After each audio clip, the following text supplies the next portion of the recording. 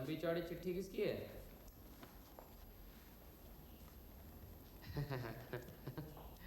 रामेश्वर बाबू की। हमेशा पूजा पर और नए साल पर अपने जान पहचान वालों को अभिनंदन भेजते हैं। अच्छा बताओ तो, रामेश्वर बाबू की उम्र क्या होगी? ये कोई 85-86 साल।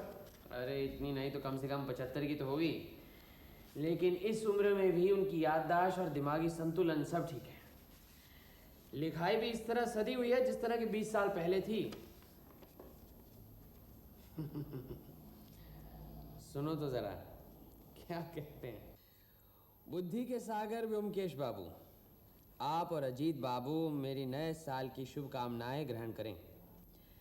आपकी बुद्धि चंद्रमा की कला की तरह निखरती रहे, यही कामना करता हूँ। अजीत बाबू की लेखनी मयूर के पंख की तरह विकसित हो। मेरा वक्त हो गया है, यमराज का समन आ गया है। जल्द ही गिरफ्तारी का वारंट निकलने वाला है। मुझे उससे कोई डर नहीं। मैं कोशिश में हूँ कि यमराज के वारंट के पहले ही मैं वैकुंठ धाम के द्वार खटखटाऊँ। अफसोस सिर्फ इस बात का रह जाएगा कि अगली दुर्गा पूजा में मैं आपको हमेशा की तरह पत्र द्वारा अभिनंदन नहीं जता पाऊँगा। अपने मरने से पहले मैंने अपनी ज़मीन जायदाद का बंदोबस्त कर लिया है। आप ज़रा ख्याल रखना मेरी आखिरी इच्छा पूरी हो। है आपकी बुद्धि और सूझबूझ पर मुझे पूरा भरोसा है। अलविदा। मेरी इस चिट्ठी को नज़रअंदाज मत करना। आपको 5,000 रुपये मिले कि नहीं मैं वैकुंठ से देखूंगा। पुनराय गमनाय च। ये चिट्ठी कुछ समझ में नहीं आई। मामूली साल मुबारक की चिट्ठी नहीं है। मेरी आखिरी इच्छा पूरी हो। आखिरी इच्छा? कौन सी आखिरी इच्छा? लिखा है 5,000 रुपये मिले कि नहीं। अरे कौन से 5,000 रुपये? रामेश्वर बाबू मजाक तो नहीं कर रहे? यहाँ फिर लगता है कि वाकई में सन की हो गए। अरे वाह, अभी तो तुम उनकी तारीफ कर रहे थे कि इस उम्र में भी कितना अच्छा दिमागी संतुलन है। यही तो परेशानी है। रामेश्वर बाबू एक साथ ही समझदार और सन की लग रहे हैं। वो तो हमेशा हंसी मजाक पसंद करते हैं।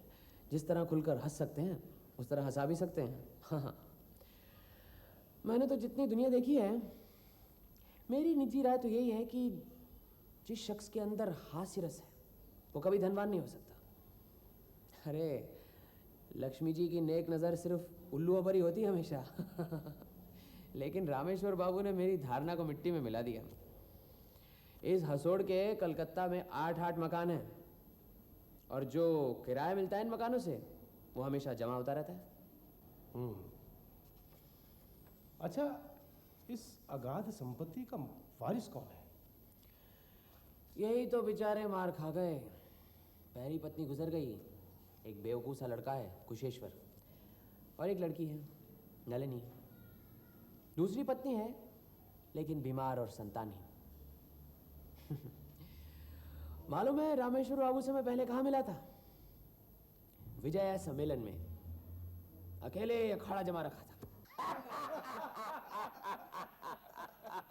अजी ये तो कुछ भी नहीं हुआ।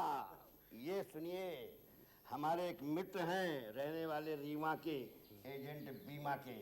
मिलते ही पूछेंगे बीमा कब कर रहे हैं, मानो कहते हो कि कब मर रहे हैं। फिर धीरे से बोलेंगे कब आऊं, कहिए तो 2 फॉर्म लाऊं, पत्नी का अलग करवाइए, न हो तो ज्वाइंट लाइफ करवा लीजिए, एक साथ 2 रिस्क कवर कीजिए। आप मर जाए तो उन्हें फायदा, वो मर जाए तो आपको फायदा।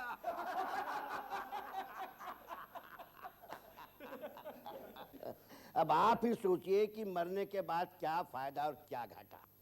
एक दिन बाजार में मिल गए, देखते ही पिल गए। बोले चाय पीजिए, हमने कहा बस रहने दीजिए। पान खाइए, हमने कहा बस आप ही पाइए। शाम को जब घर पर पहुंचे तो टेबल पर उन्हीं का पत्र रखा था। लिखा था, फार्म छोड़े जा रहा हूँ, सोच समझ कर भर दीजिए, प्रीमियम के पैसे बहन जी से ले जा रहा हूँ। फार्म के साथ प्रश्नावली नत्थी थी। अरे फॉर्म क्या था, अच्छी खासी जन्म पत्री थी। प्रश्न था नाम, हमने लिख दिया बदनाम। काम बेकाम, आयु जाने राम, निवास स्थान हिंदुस्तान, आमदनी आराम हराम। कोई बीमारी है, हमने कहा है दिल की, उधारी की बिल की, होती है धड़धड़ाहट, पेट में गड़गड़ाहट, माथे में भनभनाहट, पैरों में सनसनाहट, डॉक्टर कहता है टीबी है, और सबसे बड़ी बीमारी हमारी बीवी है। कोई खराब आदत है, हमने कहा शराब गांजा अफीम, मीठा लगता है कड़वा नीम। फिर एक आखिर में एक बहुत ही अजीब प्रश्न था, आपकी कोई सबसे अच्छी आदत। जानते हैं हमने क्या लिखा? झूठ बोलना।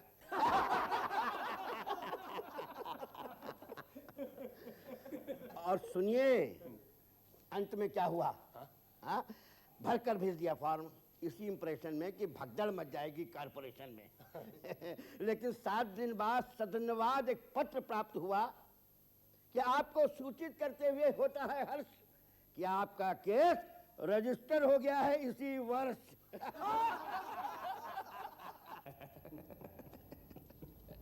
चलो चलो कल रामेश्वर बाबू से मिलाते हैं, पता नहीं और कितने दिन जिएंगे। चलो, चिट्ठी पढ़कर तुम्हें नहीं लगा कि रामेश्वर बाबू सनकी हो गए? पितामह भीष्म क्या सनकी हो गए थे? हैं? आजकल तुम महाभारत बहुत ज्यादा पढ़ रहे हो। अरे महाभारत ही क्यों, रामेश्वर बाबू पितामह भीष्म से ज्यादा तो रामायण के दशरथ जैसे लग रहे हैं। तो ये बातें छोड़ो, तुम कहना क्या चाहते हो? भाई रामेश्वर बाबू जैसे भी हो, अगर वो 100 साल तक भी जिए ना, लेकिन कभी सनकी और भुलक्कड़ नहीं हो सकते। कौन चाहिए?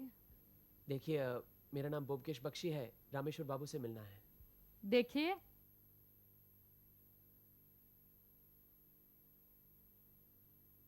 ये कौन है?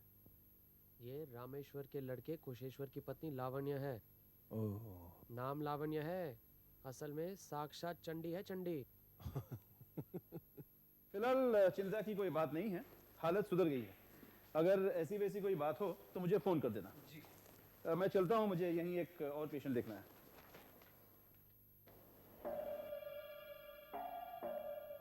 सुनिए, देखिए मेरा नाम ब्योमकेश बख्शी है, रामेश्वर बाबू के दोस्त। ब्योमकेश बख्शी? अरे हाँ, पहचानेंगे क्यों नहीं। पिताजी की तबीयत ठीक नहीं है। क्या हुआ? कल रात अकस्मात दिल का दौरा पड़ा उन्हें। क्या? अब तो कुछ ठीक है, आप उनसे मिलना चाहते हैं? हाँ जरूर। वो तो ऊपर हैं। पिताजी से आप मिल नहीं सकते, उनकी तबीयत बहुत खराब है। अभी अभी डॉक्टर आके गए। कोई बात नहीं। क्या नाम है डॉक्टर का? डॉक्टर असीम सेन। पहचानते नहीं आप? बहुत बड़े हार्ट स्पेशलिस्ट हैं। नाम तो सुना है लेकिन पहचानता नहीं। शायद वही जिनकी डिस्पेंसरी विवेकानंद रोड पर है? हाँ वही। अच्छा अच्छा, इसका मतलब है कि रामेश्वर बाबू से मुलाकात नहीं हो सकती? वो मतलब डॉक्टर ने कहा किसी से ना मिलना। तो रामेश्वर बाबू की तबीयत कब से इस तरह खराब है? वैसे तो ठीक थे, लेकिन उम्र की वजह से ज़्यादा हिलडुल नहीं सकते, अपने ही कमरे में रहते हैं। परसों और कल बहुत सारी चिट्ठियाँ लिखी, फिर रात यकायक। आपकी पत्नी शायद नाराज हो रही है, हम चलते हैं। बहुत बहुत धन्यवाद। नमस्ते।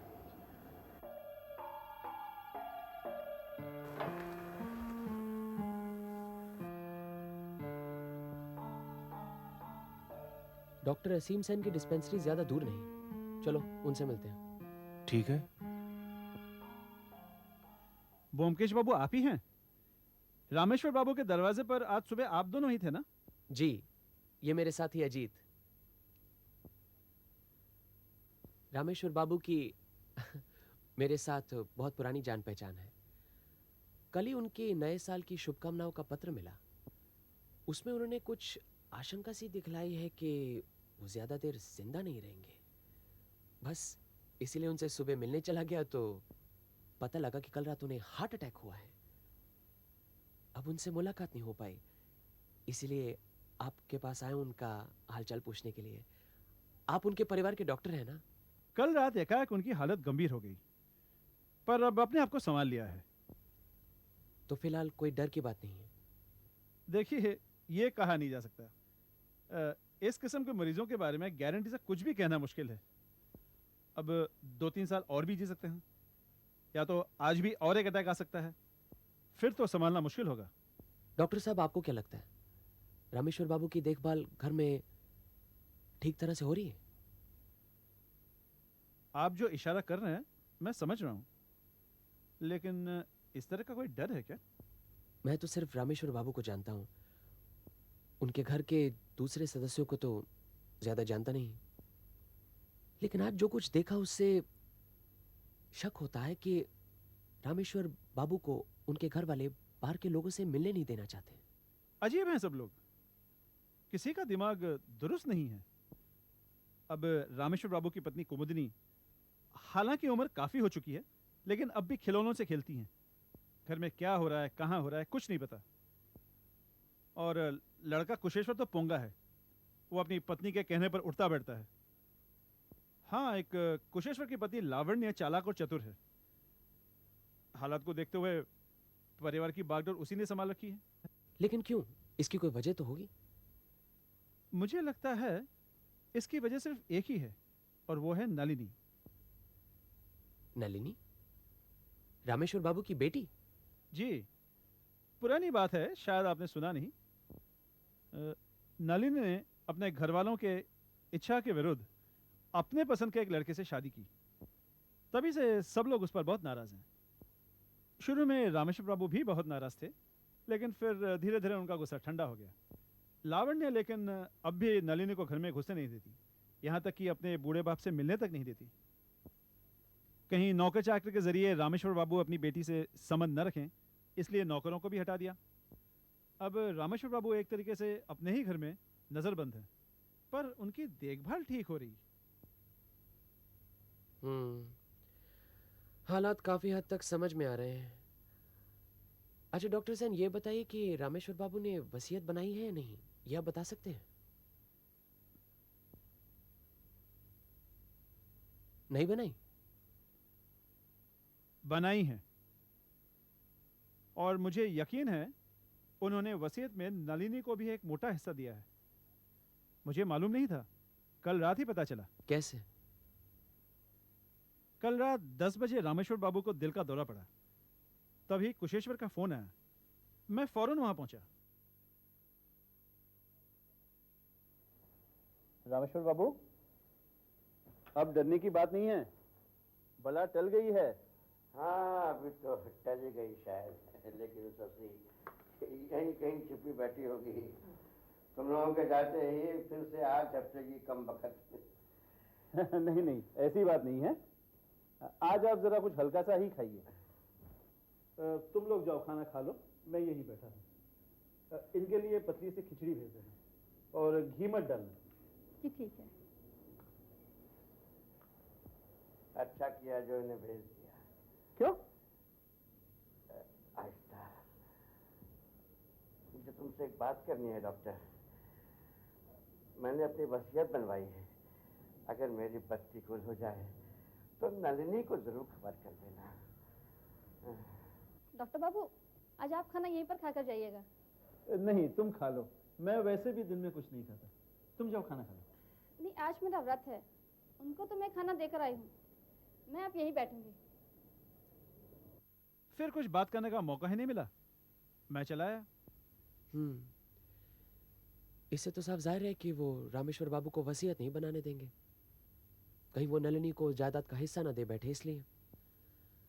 अगर रामेश्वर बाबू वसीयत बनाने से पहले ही गुजर गए तो उत्तराधिकारी के तौर पर तो पत्नी और लड़की को संपत्ति मिलेगी, नलिनी को कुछ नहीं। हाँ, ये बात तो है। रामेश्वर बाबू के जरूर कोई निजी वकील होंगे, आप उन्हें पहचानते हैं? निजी वकील कोई है ऐसा सुना तो नहीं। ठीक है, आपका बहुत वक्त लिया। कोई बात नहीं, रामेश्वर बाबू हम दोनों के मित्र हैं। नलिनी की घरेलू जिंदगी कैसी है, आप कुछ बता सकते हैं? मामूली निम्न मध्यम वर्गीय हैं। नलिनी के पति देवनाथ मामूली नौकरी करते हैं, 300-400 रुपये तनख्वाह होगी। बच्चे भी काफ़ी हैं, 5-6। अच्छा, रामेश्वर बाबू की पारिवारिक जिंदगी की तो जानकारी हासिल कर ली, लेकिन कुछ संतोषजनक नहीं मिला। ऐसा लगता है अंतिम दिनों में परेशानी से घिरे हुए थे। पानी में मगर ही अगर दुश्मन बन बैठे तो कोई क्या कर सकता है। खैर चलते हैं, उम्मीद है सब ठीक ठाक हो जाएगा। नमस्ते।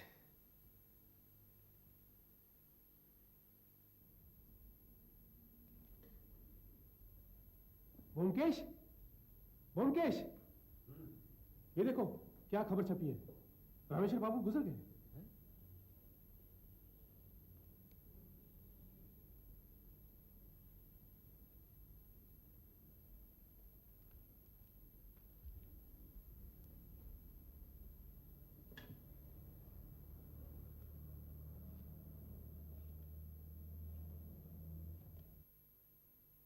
हेलो, हाँ डॉक्टर सेन, हाँ ब्योमकेश बोल रहा हूँ। हाँ हाँ, अभी अभी अखबार में पढ़ा। मैं जानना चाहता था कि ये, हाँ, अच्छा ठीक है, हाँ हाँ, अच्छा। डॉक्टर सेन ने क्या कहा? कह रहे थे परसों रात उनकी अचानक मौत हो गई, दिल का दौरा पड़ा फिर से। वहीं पर थे डॉक्टर सेन, लेकिन बचा नहीं पाए। साधारण हार्ट अटैक का सर्टिफिकेट दिया है। क्यों, तुम्हें कुछ शक लग रहा है?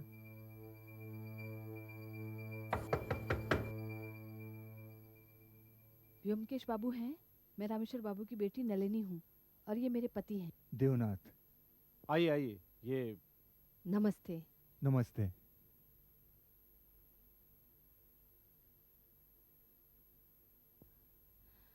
पिताजी गुजर गए, उनकी आखिरी इच्छा थी कि मैं आपसे मुलाकात करूं, इसीलिए हम आए हैं। अच्छा,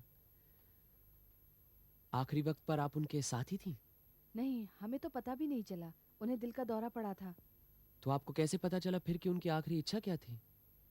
नए साल की शुभकामनाओं के साथ हमें इस साल भी ये चिट्ठी मिली, उसी में ये लिखा है, ये देखिए।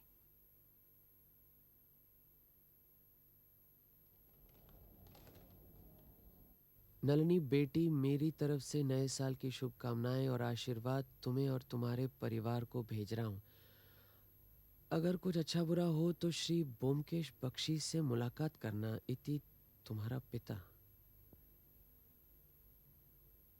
लिखने वाले ने लिखने में काफी समझदारी की है। आप आखिरी बार अपने पिता से कब मिली? 6 महीने पहले, दुर्गा पूजा के बाद उन्हें प्रणाम करने गई थी, लेकिन भाभी हर पल वहीं खड़ी थी। पिताजी से अलग से कुछ भी बात करने को नहीं मिली। भाभी के साथ अच्छे संबंध नहीं है? संबंध? भाभी का बस चले तो हमें कलकत्ते से ही बाहर निकाल दे। कोई खास वजह? वजह क्या हो सकती है, वही ननद भौजाई का झगड़ा, और फिर भाभी के एक बच्चा भी नहीं है। भगवान की कृपा से हमारे पास 5-5 बच्चे हैं, ये भी एक वजह हो सकती है। डॉक्टर सेन से हाल ही में मुलाकात हुई? डॉक्टर सेन कल सुबह हमारे घर आए थे। उन्होंने ही बताया कि पिताजी एक वसीयत छोड़ गए हैं। वो वसीयत कहाँ है, कुछ मालूम है?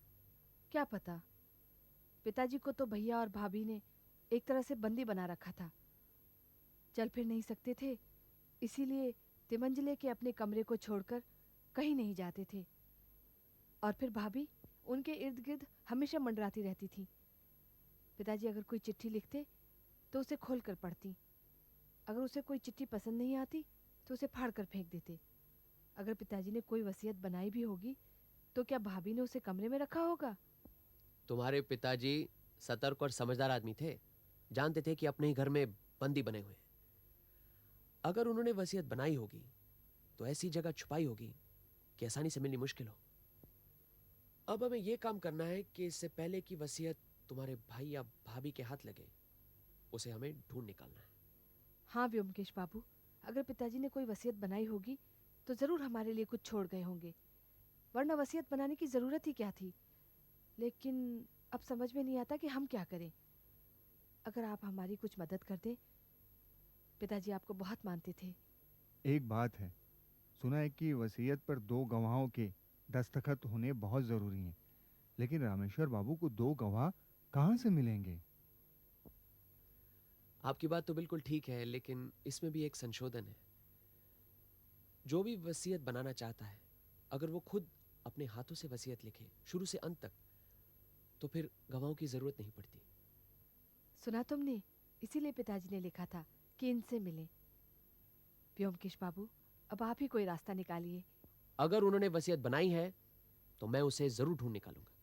जी बहुत बहुत धन्यवाद। हम फिर कब आएं? अगले हफ्ते, आज ही के दिन। नमस्ते। जरा नमस्ते।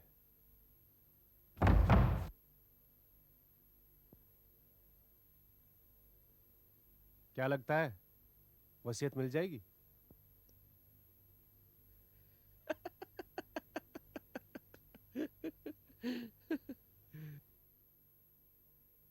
डॉक्टर सेन, ब्योमकेश, हाँ। अच्छा, आपने रामेश्वर बाबू की मौत को स्वाभाविक मृत्यु का सर्टिफिकेट दिया है ना? हाँ। नहीं, आपको पूरा यकीन है कि मौत स्वाभाविक ही थी? नहीं नहीं, मैं कुछ नहीं कह रहा। नहीं, सिर्फ हम सोच रहे थे कि हाँ, अगर उनके घर की पूरी तलाशी ले लें शायद कुछ मिले। हाँ, नहीं, अगर ना मिले तो आपको पूरी संतुष्टि मिल जाएगी ना कि मौत वाकई स्वाभाविक ही थी। और अगर कुछ मिले, हाँ, अच्छा ऐसा करते हैं, मेरे पास उनकी आखिरी चिट्ठी है, तो पुलिस स्टेशन मिलते हैं। हाँ, इंस्पेक्टर हलदार को तो आप पहचानते हैं। नहीं ठीक है, समय न हो तो कल सही, कल। हाँ ठीक, हाँ अच्छा। काम बन गया। कल ही डॉक्टर सैन घर की पूरी तलाशी का अपनी तरफ से वारंट निकलवा रहे हैं, हैं? हम भी साथ जाएंगे। हमें इस घर की तलाशी लेनी है। ये रहा सर्च वारंट। लेकिन क्यों? हमें इत्तला मिली है रामेश्वर बाबू की मौत गैर कुदरतन हो सकती है। सुनिए, यह इतला क्या व्योमकेश बाबू ने दी है? नहीं, डॉक्टर सेन ने दी है। फिर व्योमकेश बाबू क्यों साथ आए हैं? डॉक्टर सेन ने कहा है उनकी जगह व्योमकेश बाबू साथ में रहेंगे।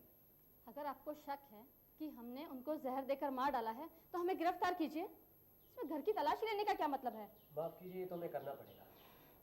किसी भी नतीजे पर पहुंचने के लिए सबूत की जरूरत पड़ती है, और तलाशी का मकसद इसी सबूत की खोज है। करिए, जितनी चाहे तलाशी करिए, आपको कुछ नहीं मिलने वाला। देखिए, यहाँ हमें सिर्फ एक चीज़ ढूंढनी है, वो है रामेश्वर बाबू की वसीयत, जो कि शायद वो मरने से पहले लिख गए थे। आप अपने सिपाहियों को चुपके से समझा दीजिएगा, ठीक है? ठीक है। इस वक्त घर में कौन कौन है? मैं, मेरी पत्नी और माँ। माँ कहाँ है? ऊपर अपने कमरे में। उन्हें नीचे लेकर आइए। और हाँ, आप तीनों उधर रसोई में रहेंगे जब तक घर की तलाशी खत्म ना हो जाए। मैं लाती हूँ उन्हें। और हाँ, कमरे का दरवाजा खुला रखिएगा। आप उधर रसोई में जाइए। और तुम तीनों, मैं, व्योमकेश बाबू और अजीत बाबू ऊपर छानबीन करेंगे। तुम लोग यहाँ नीचे तलाशी लेना। चलिए व्योमकेश बाबू।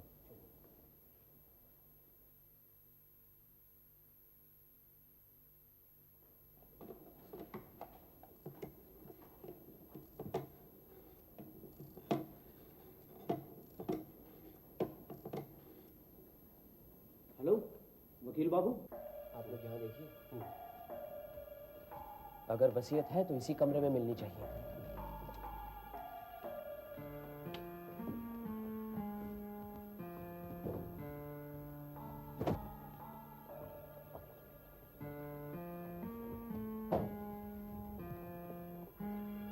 देखो उसे, पढ़कर देखो उसमें क्या है।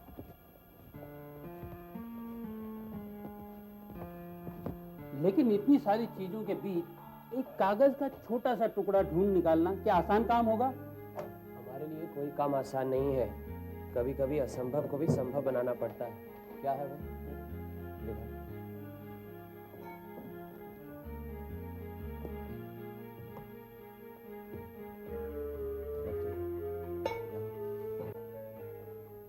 आइए वकील बाबू, आपको असमय तकलीफ दी।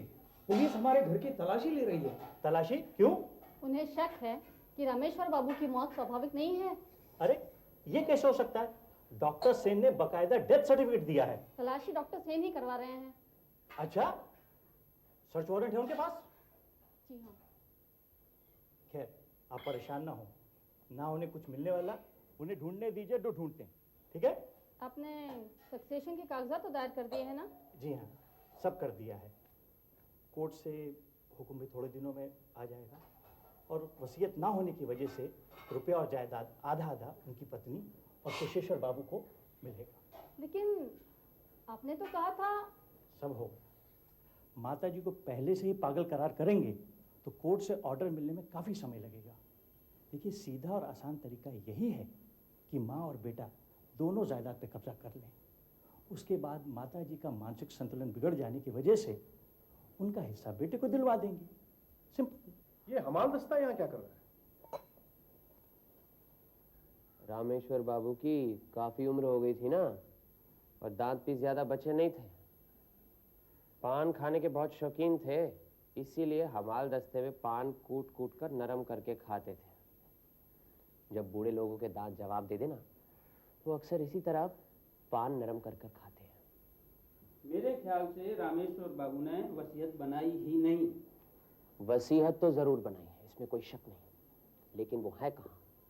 अगर ऐसा है तो कुशेश्वर बाबू को वसीयत मिल गई है और उसने उसे फाड़ दिया है या फिर जला दिया। कच्चे प्याज की बू। ये गोंद की शीशी में प्याज की बू कहाँ से आई?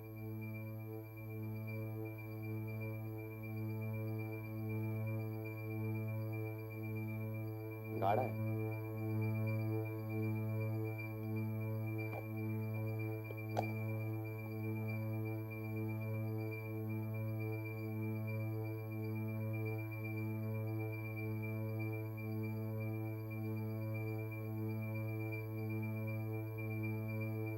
एक काम कीजिए इंस्पेक्टर हवलदार, आप कुशेश्वर की पत्नी को यहाँ बुला लें।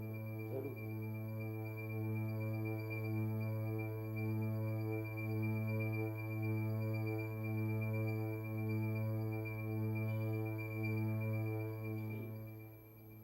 आपसे एक दो सवाल करने हैं। कुशेश्वर बाबू, आप नीचे ठहरेंगे तो बेहतर होगा, आपकी जरूरत पड़ेगी तो आपको बुला लेंगे। बैठिए। आपके ससुर क्या कच्चा प्याज खाया करते थे? आपको सुनकर ताज्जुब क्यों हो रहा है? पसंद करते थे वैसी बात तो नहीं है, और फिर हम लोग ज़्यादा प्याज का इस्तेमाल नहीं करते। लेकिन चले जाने के कुछ दिनों पहले प्याज खाने की लालसा बहुत बढ़ गई थी। बस एक तरह की सनक सवार हो गई थी। करीबन सारे दांत जा चुके थे। प्याज मंगवाकर हमाल दस्ते में कूट कूट कर खाया करते थे। अच्छा, मौत के कितने दिन पहले प्याज खाने की सनक सवार हुई थी? यही कोई 10-15 दिन पहले से।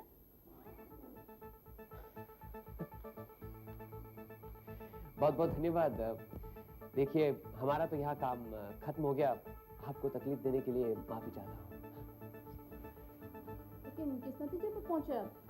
उनकी मौत स्वाभाविक ही हुई थी या कुछ और? नहीं नहीं, और तो कुछ नहीं। उनकी मौत स्वाभाविक ही थी, इसमें कोई शक नहीं। आप जा सकती हैं। मेरी समझ में नहीं आता, हमारा कौन सा काम पूरा हुआ है? अरे, जिस काम के लिए हम यहाँ आए थे वो काम पूरा हो गया। क्या वसीयत मिल गई? इंस्पेक्टर हवलदार, आप हमारे घर चलिए और अपने सिपाहियों को कहिए चले जाए। चलिए। आइए आइए। अरे तू क्यों मुस्कुरा रहा है? आप सबको देखकर। देखकर? हम क्या चिड़िया खाना के बसिंदे लगते तुझे? हैं? आपको देखा आप खुश है, अजीत बाबू परेशान है और इंस्पेक्टर बाबू ना खुश है ना परेशान है। तो मैं समझ गया आप कोई मामला सुलझा कर आए हैं। ये साथ रह रहकर जासूस बन गया है। सत्यवती पर असर नहीं हुआ। इधर है सत्या। बाजार नहीं है, अभी आ जाइए। चल, बढ़िया सी चाय बना कर लाओ। अभी ला। अजीत, उस दिन रामेश्वर बाबू ने जो चिट्ठी भेजी थी ना, वो कहाँ है? वो उसके बाद तो दिखी नहीं, यही कहीं होगी, जाएगी कहाँ? अरे नहीं नहीं, ढूंढ कर देखो, वो चिट्ठी बहुत जरूरी है। रामेश्वर बाबू ने लिखा था कि इस चिट्ठी को नजरअंदाज मत करना, तब इसका मतलब नहीं समझा था मैं। लेकिन बात क्या है, इतने दिनों के बाद अचानक ये चिट्ठी इतनी जरूरी कैसे हो गई? ओहो, समझे नहीं, वही चिट्ठी रामेश्वर बाबू की वसीयत है। हाँ हाँ, आज जब मैंने उस गोंद की शीशी में प्याज का रस देखा ना, तो सब समझ गया। की शीशी में प्याज का रस? ये सब आप क्या कह रहे हैं? वो सब बाद में बताऊंगा, इसलिए आपको यहाँ लाया हूँ। देखो देखो, चारों तरफ ढूंढ कर देखो, अजीत जल्दी देखो।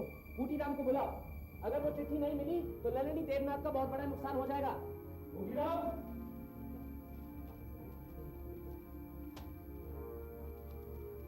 बूटी राम, कुछ दिन पहले एक अभिनंदन कार्ड के साथ 5 चिट्ठियां आई थी, वो कहाँ है? अरे घर में जो भी चिट्ठियां वो ले आओ। वो तो सब फेंक दिए हैं। हाँ? जब से सत्यवती दीदी आई है तब से पुरानी चिट्ठियां रखते कहाँ हम?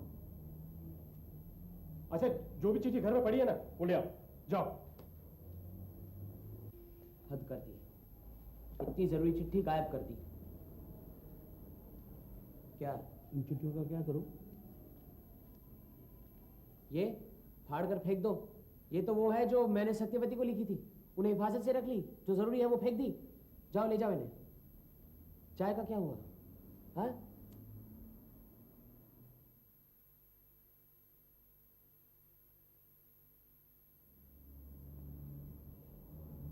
और कोई रास्ता नहीं हो सकता उससे ढूंढ निकालने का?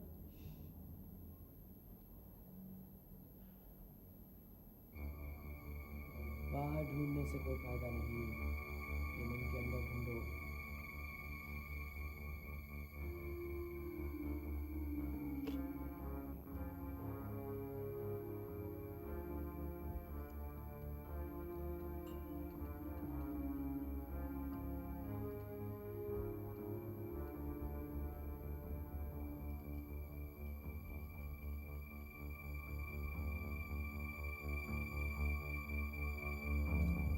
अजीत, उस दिन मैं कौन सी किताब पढ़ रहा था?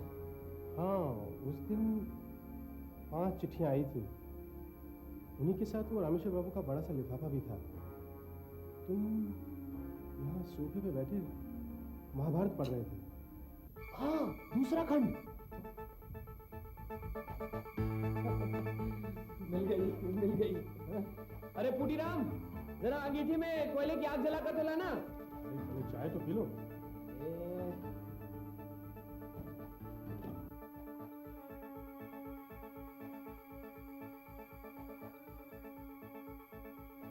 रामेश्वर बाबू हंसमुख प्रकृति के थे, लेकिन साथ में महाबुद्धिमान भी थे। आखिरी दिनों में जब शरीर टूट गया था, खाट पकड़ ली थी, ज्यादा कुछ काम करने की क्षमता नहीं थी, ऊपर से बहू की कठपुतली भी बन बैठे थे। जब उन्हें लगा कि उनके ऊपर जाने के दिन नजदीक आ गए हैं, तो उन्होंने सोचा कि जाने से पहले नलिनी को अपनी संपत्ति में से कुछ दे जाए। उसके लिए वसीयत बनानी बहुत जरूरी थी। अब वर्तमान कानून के मुताबिक लड़की पिता की संपत्ति पर हक नहीं जता सकती, यह हक सिर्फ बेटे को रहता है। इसीलिए रामेश्वर बाबू ने फैसला कर लिया कि वसीयत बनाकर वह नलिनी को अपनी संपत्ति के हिस्सेदार जरूर बनाएंगे। लेकिन सिर्फ वसीयत बनाने से ही तो काम पूरा नहीं होगा। उनके मरने के बाद वसीयत बरकरार रहेगी, इस बात की क्या गारंटी? वो जानते थे कि लड़का कुशेश्वर और उनकी जो बहू लावण्य है, नलिनी को कुछ नहीं देंगे, अपनी संपत्ति में हिस्सेदार नहीं बनाएंगे। लावण्य तो नलिनी से नफरत करती थी, उनको रामेश्वर बाबू से मिलने तक नहीं देती थी, उन्हें इस तरह घेरे रहती थी कि कोई मिल ना पाए। रामेश्वर बाबू ये भी जानते थे कि वो जो चिट्ठियां लिखते थे वो खोली जाती थी, जांची जाती थी, कोई आपत्तिजनक बात हो तो फाड़ी भी जाती है। क्या किया जाए? नलिनी को अपनी संपत्ति में हिस्सेदार कैसे बनाते? अब ये बात तो सब जानते हैं कि प्याज के रस की जो लिखाई होती है वो कागज पर निशान नहीं छोड़ती, लिखाई जो है वो अदृश्य ही रहेगी और रह जाती है। ये जो लिखाई है, ये जो बिना नजर में आने वाली लिखाई है, इसको नजर में लाना बहुत ही आसान है। समझो ये कागज है, अगर मैंने इसको हल्की सी आंच पर रखा तो लिखाई जो है ना उभर जाती है। जब मैं स्कूल में था ना, तो इस तरह के मजाक करना और मैजिक करना मुझे बड़ा अच्छा लगता था। रामेश्वर बाबू भी ये बात जानते थे। सो उन्होंने क्या किया, बहाना बनाया कि कच्चे प्याज खाएंगे। लड़की और बहू ने समझा अभी बुढ़े की कोई सनक है, ऐतराज नहीं किया। अभी आप तो जानती है कि पान खाने के बड़े शौकीन थे ना। हाँ, लेकिन दांत नहीं थे तो हमाल दस्ते में पान कूट कर खाते थे। हाँ। इसी तरह उन्होंने प्याज को भी हमाल दस्ते में डालकर उसे कूटा और प्याज का रस बनाया। जो गोंद की शीशी थी उसमें से गोंद निकालकर शीशी को प्याज के रस से भर दिया। किसी को कुछ पता नहीं चला। रामेश्वर बाबू हंसमुख तो थे ही, मुझे यकीन है कि ये काम करते करते मन ही मन खूब हंसे होंगे। अब रामेश्वर बाबू हर नए साल अपने नजदीकी मित्रों को साल मुबारक की चिट्ठी भेजते थे। इस साल भी भेजी, मुझे भी मिली। लेकिन इस बार चिट्ठी की दूसरी तरफ प्याज के रस में उन्होंने अपनी वसीयत लिख डाली। ये वही चिट्ठी है।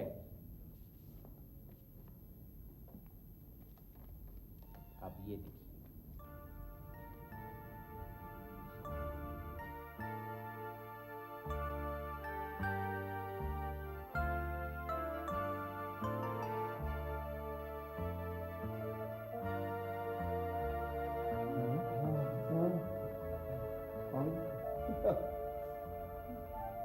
डॉक्टर सेन, जिस वसीयत के बारे में रामेश्वर बाबू ने आपसे कहा था, ये वही वसीयत है।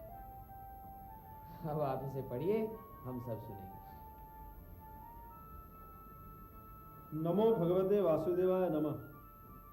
मैं रामेश्वर राय साकिन 15 श्यामधन मित्र लेन, बाग बाजार, कलकत्ता, स्वस्थ शरीर में और बहाल तबीयत में अपनी आखिरी वसीयत लिख रहा हूँ। उपस्थित हालात की वजह से गवाहों के दस्तखत लेना मुमकिन नहीं है, इसलिए मैं अपने हाथों से शुरू से आखिर तक वसीयत लिख रहा हूँ। मेरा दिमाग सही सलामत है, इसके गवाह हमारे डॉक्टर असीम सेन हैं। अब मैं अपनी आखिरी ख्वाहिश, मेरी लास्ट विल एंड टेस्टामेंट, अपने ही हाथों से लिख रहा हूँ। कलकत्ते में मेरे जो 8 मकान हैं और बैंक में जितना रुपया है, उसमें से हैरिसन रोड का सबसे बड़ा मकान और नगद 1 लाख रुपया मेरी बेटी नलिनी को मिलेगा। मेरी पत्नी जब तक जिंदा है, शामपुर का मकान उसका होगा। उसके मरने के बाद वो मकान मेरी बेटी नलिनी का होगा। मेरे बाकी जायदाद 6 मकान और बैंक का रुपया मेरा बेटा कुशेश्वर राय को मिलेगा। मशहूर सत्यान्वेषी श्री ब्योमकेश बख्शी और हमारे परिवार के डॉक्टर असीम सेन इस वसीयत के एग्जीक्यूटर्स होंगे। यही दोनों इस काम के लिए 5-5 हजार पारितोषिक लेंगे। दस्तखत बकरम खास, रामेश्वर राय, तारीख साल की पहली तारीख 1960।